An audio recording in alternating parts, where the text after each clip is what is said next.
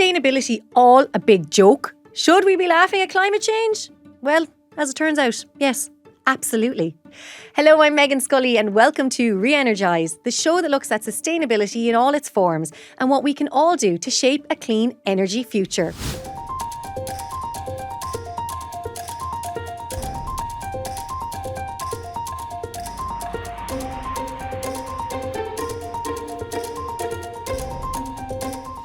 Now, of course, sustainability is an incredibly serious topic. Climate change is the biggest catastrophe ever to face humanity. But there's very often a problem when we talk about the end of our planet as we know it, about environmental catastrophe, about problems that are so huge they seem utterly hopeless. For some people, this kind of talk is productive, it spurs them into action. But for lots of people, the doom and gloom, the despair and negativity produces anxiety and fear, a sense of hopelessness. If nothing can be done, why even bother? Well, that's where comedy and the arts come in.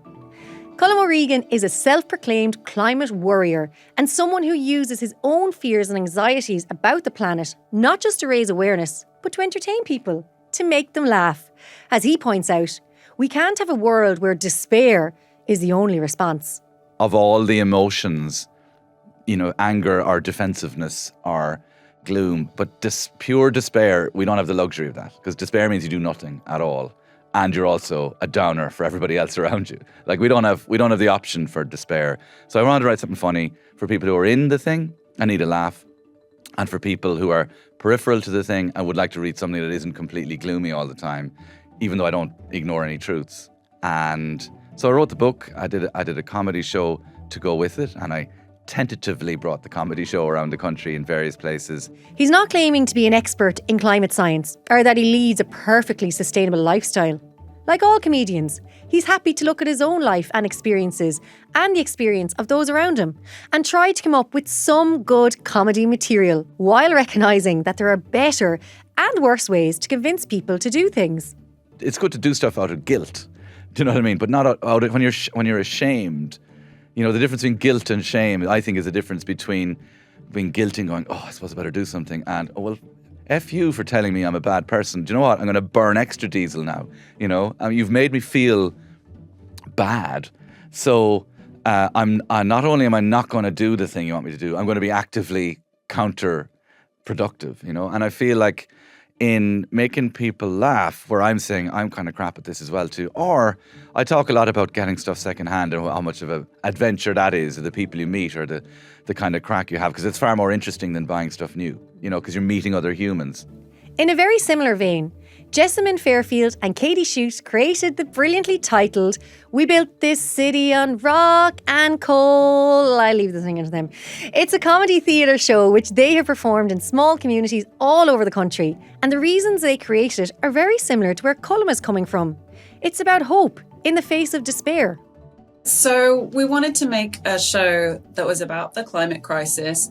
But whenever we talk about the climate crisis, it's obviously so depressing that it makes you slightly incapacitated because it's so overwhelming.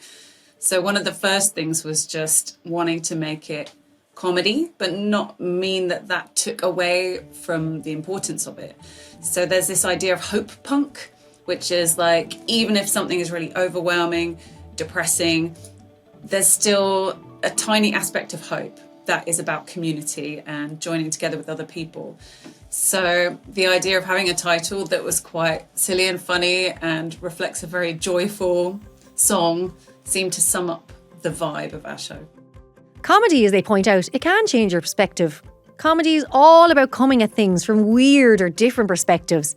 It can make you think deeply about something, like climate change, even if you weren't expecting to. I think especially because, comedy tends to be a bit more lateral and less direct than other forms of communication. It's something that we share as societies. And even if you think about what you're doing when you listen to someone in a comedic context, right? You're kind of waiting for the punchline, you're waiting for the joke. You're basically waiting to have your perspective changed on something. And that's actually really valuable when it comes to things like climate communication, because there's a lot of research showing that if you just shout bad facts at people, they don't like it. Weird. So don't despair. there is always hope, and hope can produce action and results and a better future. And plenty of laughs along the way.